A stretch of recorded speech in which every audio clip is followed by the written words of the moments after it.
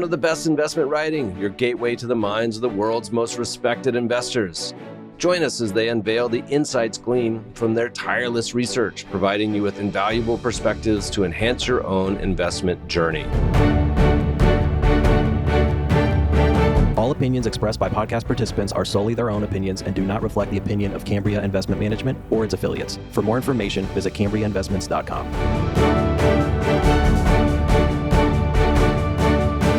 Hi, this is Ricardo Marto. I'm an economist in the research division of the Federal Reserve Bank of St. Louis, PhD in economics from the University of Pennsylvania, and previously worked in the research department of the IMF.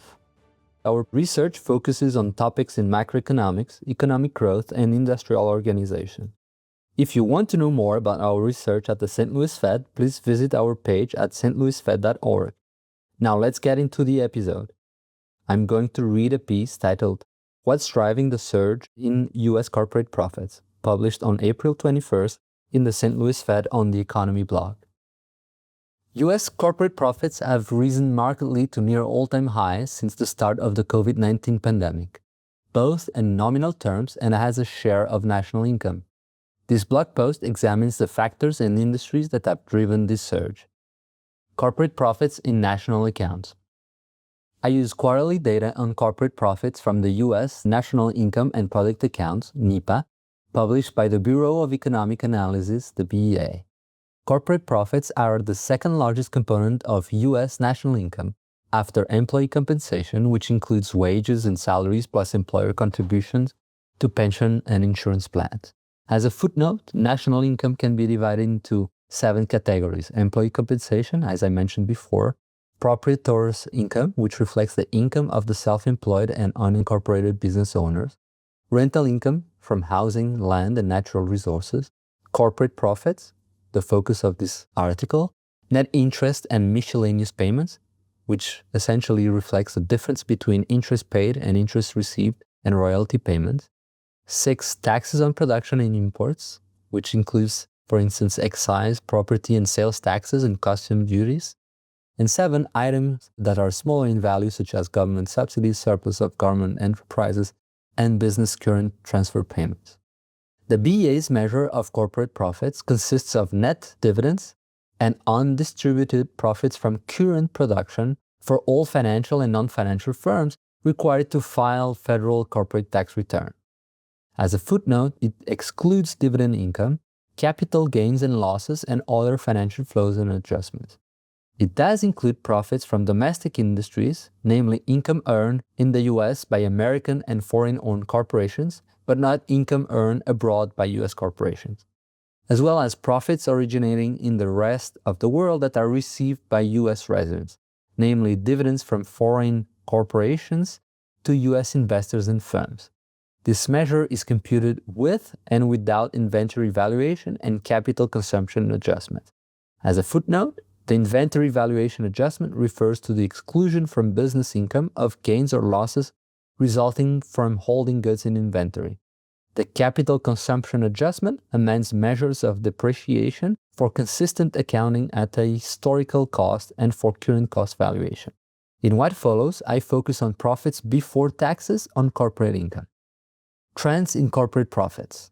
Figure 1 shows the evolution of corporate profits with inventory valuation and capital consumption adjustments in trillions of dollars and has a fraction of national income. Corporate profits total $4 trillion at the end of 2024, more than double what they were in 2010. Despite the spectacular increase in nominal values, corporate profits as a share of national income were stable from 2010 to the start of the COVID-19 pandemic. Profits averaged 13.9% of national income over the 2010-2019 period. They were, however, 16.2% of national income as of the last quarter of 2024.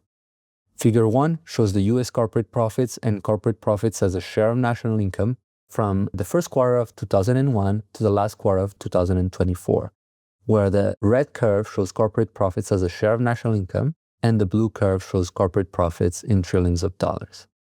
The surge in corporate profits as a share of national income began in late 2020, mostly at the expense of a decline in net interest and miscellaneous payments on assets which is interest paid less interest received and royalty payments, as well as proprietor's income, income earned by unincorporated businesses.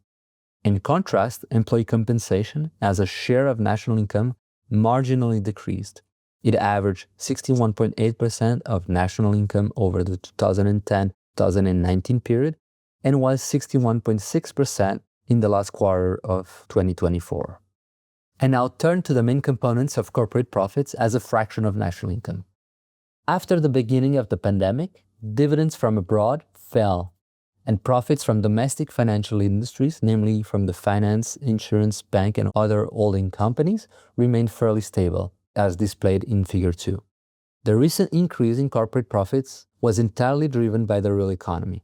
Profits from domestic non-financial industries, which averaged 8.1% of national income over the 2010-2019 period, rose to 11.2% by the last quarter of 2024.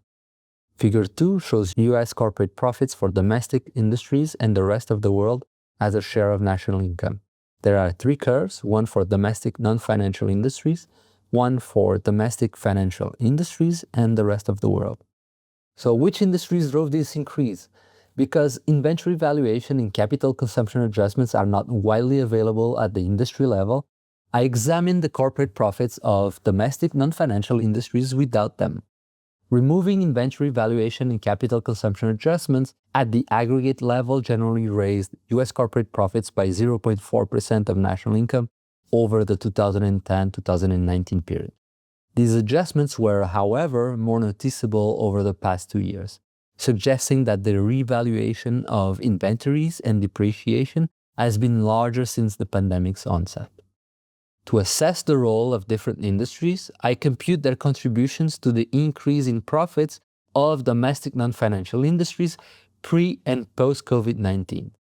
As a footnote, to be precise, an industry's pre-COVID-19 profits refer to its average profit as a fraction of national income for the 2010-2019 period, while its post-COVID-19 profits refer to the average profit as a fraction of national income for the 2020-2023 period. The industry-level data used are at the annual frequency. As Figure 3 shows, the recent surge in corporate profits was driven by retail and wholesale trade, construction, manufacturing, and healthcare. These sectors accounted for 73% of the post-pandemic rise in corporate profits. Profits in the retail trade industry averaged $143 billion pre-COVID-19 and rose to $314 billion post-COVID-19, or from 1% of national income to 1.5% of national income, while those in the construction and wholesale trade industries climbed from $68 billion to $168 billion post-COVID, and from $132 billion pre-COVID for wholesale trade to $247 billion post-COVID-19 over the same period. The third figure shows sectoral contributions to the post-COVID-19 growth of non-financial industry corporate profits as a share of national income. It shows all the different industries that contributed to the increase in corporate profits, starting with the largest one being retail trade, construction, wholesale trade, the manufacturing of durable goods and healthcare and social assistance industries, and follows with the following industries: the manufacturing of non-durable goods, professional, scientific, and technical services, mining, transportation and warehousing, administrative and waste management services, accommodation and food services, utilities, other services, real estate and rental and leasing, and arts, entertainment, and recreation. Profits go up when firms' revenues grow faster than their costs incurred to produce the goods and services they sell. The COVID-19 pandemic accelerated the transition towards the digital economy, which likely helped firms, particularly those in the retail and wholesale trade industries, produce more with fewer resources. And this would translate into an increase in profits. So where are corporate profits going? Corporate profits can be distributed to shareholders in the form of dividends, or to the government as taxes on corporate income, or else retained as undistributed profits. The latter can be thought of as a form of corporate savings, allowing firms to invest in longer-term investment projects. The last figure shows how net dividends, corporate income taxes, and undistributed profits contributed to the rise in domestic non-financial industries corporate profits after the COVID-19 pandemic relative to the 2010-2019 period. About 76% of the growth in corporate profits earned by domestic non-financial industries was driven by an increase in the dividends rewarding shareholders. Undistributed profits and corporate income taxes accounted for 15% and 9% respectively of domestic non-financial industries corporate profit growth. Zooming in at the industry level shows more heterogeneity.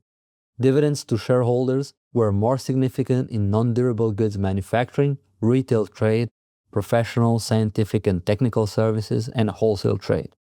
These industries explain more than half of the contribution of net dividends to the post-COVID-19 increase in corporate profits. Retail trade, construction, and wholesale trade were, on the other hand, responsible for most of the contributions to corporate savings. Takeaways. Corporate profits have been elevated since the onset of the COVID-19 pandemic. As of the last quarter of 2024, they were $4 trillion, about 2.3 percentage points higher as a fraction of national income than they were prior to the pandemic. The increase was entirely driven by domestic non-financial industries. Notably, retail and wholesale trade, construction, manufacturing, and healthcare experienced a marked increase in profitability. Higher corporate profits mostly went to rewarding shareholders via higher dividends. Thank you. If you enjoy the show, be sure to leave us a rating and a review on your favorite platform. You can read investment research like you heard today by subscribing to the Idea Farm's free weekly e-newsletter at theideafarm.com. Thanks for listening, friends, and good investing.